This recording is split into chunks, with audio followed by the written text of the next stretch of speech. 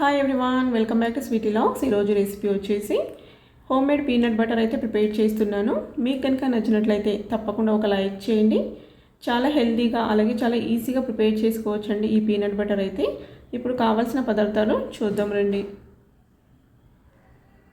తేనె, అలాగే ఒక చిటికెడంత సాల్టు, వేరుశనగలు, అలాగే నెయ్యి కూడా వేసుకుంటున్నాను నేనైతే.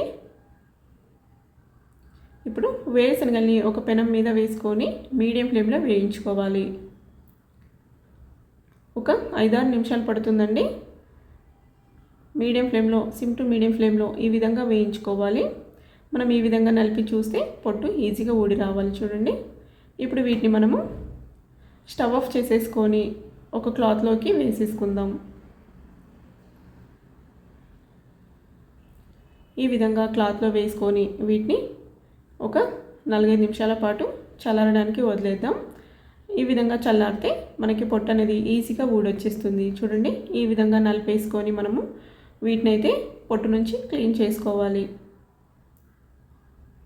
మొత్తం ఈ విధంగా నలుపుకొని జల్లించుకొని ఈ విధంగా పీనట్ని సపరేట్ చేసుకొని మిక్సీ జార్లోకి వేసుకోవాలి. ఇప్పుడు వీటిని మిక్సీ జార్లోకి వేసుకొని ఈ విధంగా పౌడర్ లాగా మిక్సీ పట్టేసుకోవాలి.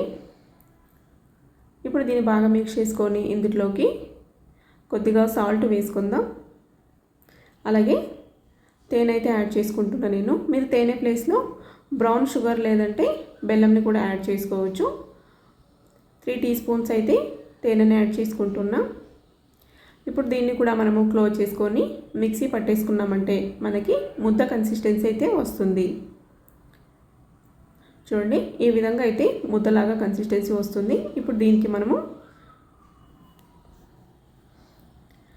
నేనైతే ఇక్కడ 2 టీ స్పూన్స్ నెయ్యి యాడ్ చేసుకుంటున్నాను. నెయ్యి అయితే ఆప్షనల్ అండి, కావాలంటే వేసుకోవచ్చు లేదంటే లేదు.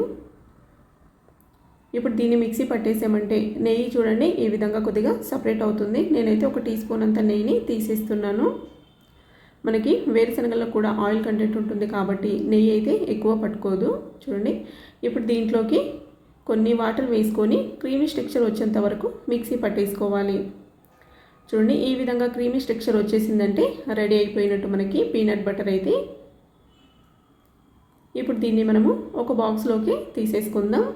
ఈ విధంగా స్టీల్ బాక్సు లేదంటే గ్లాస్ జార్లోకైనా వేసుకొని పెట్టుకోవచ్చు. మనం ప్లాస్టిక్ బాక్స్లలో అసలు స్టోర్ చేసుకోకండి, ఎందుకంటే పిల్లలకి యూజ్ చేస్తాం కాబట్టి మంచిది కాదు. ఈ విధంగా మనము ప్రిపేర్ చేసుకొని పిల్లలకి బ్రెడ్ కానీ లేదంటే చపాతీ కానీ అప్లై చేసి ఇచ్చామంటే చాలా ఇష్టంగా తింటారండి. నచ్చినట్లయితే లైక్ చేయండి. Thank you for watching. Bye.